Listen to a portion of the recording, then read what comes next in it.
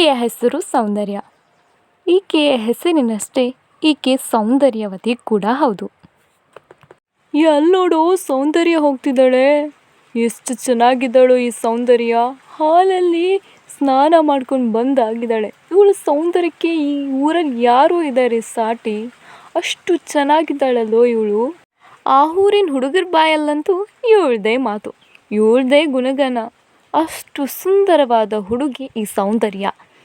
ಆದರೆ ಈ ಸೌಂದರ್ಯನಿಗೆ ತನ್ನ ಪ್ರಾಯ ಕಳೆದ ಹಾಗೆ ತನ್ನ ಸೌಂದರ್ಯ ಕೂಡ ಕಳೆದು ಹೋಗುತ್ತೆ ಅನ್ನುವಂಥ ಚಿಂತೆ ಶುರುವಾಗ್ತಾ ಹೋಯಿತು. ಈ ಚಿಂತೆ ದಿನದಿಂದ ದಿನಕ್ಕೆ ಹೆಚ್ಚಾಯಿತು.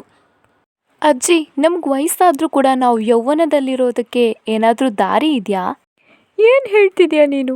ನಿನಗೆ ವಯಸ್ಸಾಗಿದ್ರೂ ಕೂಡ ನೀನು ಯೌವನದಲ್ಲೇ ಇರಬೇಕಾ? ಈ ಥರ ದುರಾಸೆ ಖಂಡಿತ ಒಳ್ಳೆಯದಲ್ಲ ಸೌಂದರ್ಯ.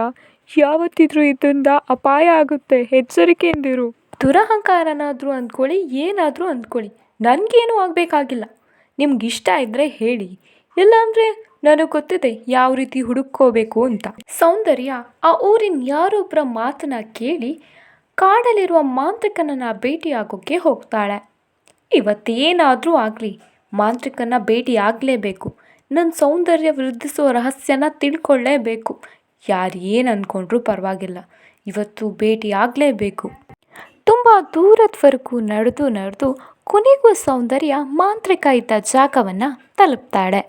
ನಮಸ್ಕಾರ ಮಾಂತ್ರಿಕರೇ, ನನಗೆ ನಿಮ್ಮಿಂದ ಒಂದು ಕೆಲಸ ಆಗಬೇಕಾಗಿದೆ. ನೀನು ನನ್ನ ಬಳಿಗೆ ನಿನ್ನ ಯೌವನವನ್ನು ವೃದ್ಧಿಸುವಂತಹ ದಾರಿಯನ್ನು ಹುಡುಕಿಕೊಂಡು ಬಂದಿರುವೆ ಎಂದು ತಿಳಿದಿದೆ ಹುಡುಗಿ. ಆದರೆ ಇದು ತುಂಬ ಕಷ್ಟದ ಕೆಲಸ.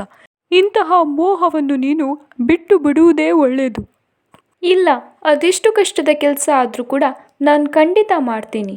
ದಯವಿಟ್ಟು ಹೇಳಿ ಮಾಂತ್ರಿಕರೇ, ಇಷ್ಟು ದೂರ ನಿಮ್ಮನ್ನು ಹುಡ್ಕೊಂಡು ಬಂದಿದ್ದೀನಿ. ಈಗ ನೀವು ಆಗಲ್ಲ ಅಂತ ಹೇಳಿದರೆ ದಯವಿಟ್ಟು ಹೇಳಿ.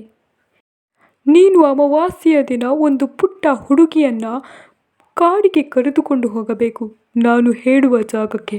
ಅಲ್ಲಿ ಒಬ್ಬಳು ರಾಕ್ಷಸಿ ಇದ್ದಾಳೆ, ಅವಳಿಗೆ ಆ ಹುಡುಗಿಯ ರಕ್ತವನ್ನು ಸಮರ್ಪಿಸಬೇಕು. ಮಾಂತ್ರಿಕನಿಗೆ ಧನ್ಯವಾದವನ್ನು ಹೇಳಿ ಈ ಕೆಲಸವನ್ನು ಮಾಡುವ ದೃಢ ನಿರ್ಧಾರದೊಂದಿಗೆ ಸೌಂದರ್ಯ ಅಲ್ಲಿಂದ ಹೊರಡ್ತಾಳೆ. ಬೇಷ್ ಮಗನೇ, ಈ ಅಮಾವಾಸ್ಯೆಯಂದು ನನಗೆ ಒಳಿತಾಗಲಿದೆ ನಿನ್ನಿಂದ. ಒಮ್ಮೆ ಸೌಂದರ್ಯ ಬಸ್ ಸ್ಟ್ಯಾಂಡ್ ಬಳಿ ನಿಂತಿದ್ದಾಗ ಒಂದು ಭಿಕ್ಷುಕಿ ಹುಡುಗಿಯನ್ನು ನೋಡ್ತಾಳೆ. ಅವಳಿಗೆ ತುಂಬ ಸಂತೋಷವಾಗುತ್ತೆ. ಓ ದೇವ್ರೇ, ಇಷ್ಟು ಬೇಗ ದಾರಿ ತೋರಿಸ್ಬಿಟ್ಯಾ?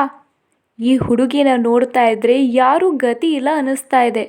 ಇವಳನ್ನು ಆ ಮಾಂತ್ರಿಕ ಹೇಳಿದ ಕೆಲಸಕ್ಕೆ ಉಪಯೋಗಿಸ್ಕೊಳ್ಬಹುದು ನಾನು. ಏನು ಪುಟ್ಟ, ಇಲ್ಲಿ ನಿಂತಿದ್ಯಾ? ನಿನ್ನ ಅಪ್ಪ ಅಮ್ಮ ಎಲ್ಲಿದ್ದಾರೆ? ನಿನ್ನ ಮನೆ ಇಲ್ಲಿ ಹೇಳು, ನಾನು ನಿನ್ನನ್ನು ಅಲ್ಲಿಗೆ ಬಿಟ್ಟು ಬರ್ತೀನಿ. ಅಕ್ಕ, ನಾನೊಬ್ಬ ಅನಾಥ ಹುಡುಗಿ. ನನಗೆ ಅಪ್ಪ ಅಮ್ಮ ಯಾರೂ ಇಲ್ಲ. ನನಗೆ ಮನೆ ಕೂಡ ಇಲ್ಲ ಅಕ್ಕ. ಅಯ್ಯೋ ಪಾಪ, ಹೌದಾ ಪುಟ್ಟ? ನಿನಗೆ ಮನೆ ಅಪ್ಪ ಅಮ್ಮ ಯಾವುದೂ ಇಲ್ವಾ? ನೀನು ನನ್ನ ಜೊತೆ ಬರ್ತೀಯಾ ನನ್ನ ಮನೆಗೆ? ಹಾಂ ಅಕ್ಕ, ಬರ್ತೀನಿ. ನನಗೆ ಯಾರೂ ಇಲ್ಲ, ನನಗೊಬ್ಬಳೇ ಇರೋಕ್ಕೆ ಭಯ ಆಗುತ್ತೆ. ನಾನು ಬರ್ತೀನಿ ಅಕ್ಕ ನಿಮ್ಮ ಜೊತೆ. ಸೌಂದರ್ಯ ಒಂದು ಅಮಾವಾಸ್ಯೆಯ ದಿನ ಆ ಹುಡುಗಿಯನ್ನು ಕಾಡಿಗೆ ಕರ್ಕೊಂಡು ಹೋಗ್ತಾಳೆ. ಮಧ್ಯರಾತ್ರಿಯಲ್ಲಿ ಮಧ್ಯ ಕಾಡನ್ನು ಇಬ್ಬರು ತಲುಪ್ತಾರೆ. ಕಾಡಲ್ಲಿ ವಿಚಿತ್ರವಾದ ಸದ್ದು, ವಿಚಿತ್ರವಾದ ಆಕಾರ ಎಲ್ಲವನ್ನ ನೋಡಿ ಸೌಂದರ್ಯದ ಎದೆ ನಡುಗುತ್ತೆ, ಭಯ ಆಗುತ್ತೆ. ಆದರೂ ಕೂಡ ಅವಳು ಎದೆಗುಂದದೆ ಮುನ್ನುಗ್ತಾಳೆ. ಮಾಂತ್ರಿಕ ಹೇಳಿದ ಜಾಗವನ್ನು ತಲುಪಿ ಹಿಂತಿರುಗಿ ನೋಡಿದರೆ ಆ ಹುಡುಗಿನ ಇರೋದಿಲ್ಲ. ಅವಳ ಎದುರಿಗೆ ಒಬ್ಬಳು ದೈತ್ಯಾಕಾರದ ರಾಕ್ಷಸಿ ಬಂದು ನಿಲ್ತಾಳೆ. ಅವಳನ್ನು ನೋಡಿದ ತಕ್ಷಣ ಸೌಂದರ್ಯಳ ಭಯ ಇನ್ನಷ್ಟು ಜಾಸ್ತಿ ಆಗುತ್ತೆ. ಆ ಮಾಂತ್ರಿಕ ಹೇಳಿದ ವಿಶೇಷ ಶಕ್ತಿ ಇರುವ ರಾಕ್ಷಸಿ ನೀವೇ ಅನಿಸುತ್ತೆ. ನಾನೊಂದು ಪುಟ್ಟ ಹುಡುಗಿಯನ್ನು ಕರ್ಕೊಂಡು ಬಂದಿದ್ದೆ. ಅವಳು ಈ ಜಾಗವನ್ನು ನೋಡಿ ಅನಿಸುತ್ತೆ ಹೆದರ್ಕೊಂಡು ಓಡೋಗಿದ್ದಾಳೆ. ಸ್ವಲ್ಪ ನಿಂತ್ಕೊಳ್ಳಿ, ನಾನು ಅವಳನ್ನು ಹುಡ್ಕೊಂಡು ಬರ್ತೀನಿ. ಆಮೇಲೆ ನನಗೆ ಸೌಂದರ್ಯದ ವರ ನೀಡಿ. ನೀನು ನನ್ನ ಮಾಯಜಾಲದಲ್ಲಿ ಸರಿಯಾಗಿ ಸಿಲುಕಿರುವೆ. ಯಾವ ಮಗುವೂ ಬರುವುದಿಲ್ಲ, ನಾನು ಯಾವ ಸೌಂದರ್ಯದ ವರವನ್ನೂ ನೀಡುವುದಿಲ್ಲ.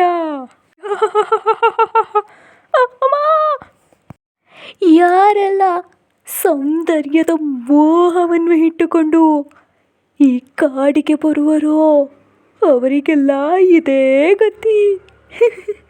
ನಿನ್ನ ರಕ್ತವನ್ನು ಹೀರಿ ನಾನು ಇನ್ನಷ್ಟು ಅಮರಳಾಗಿದ್ದೇನೆ.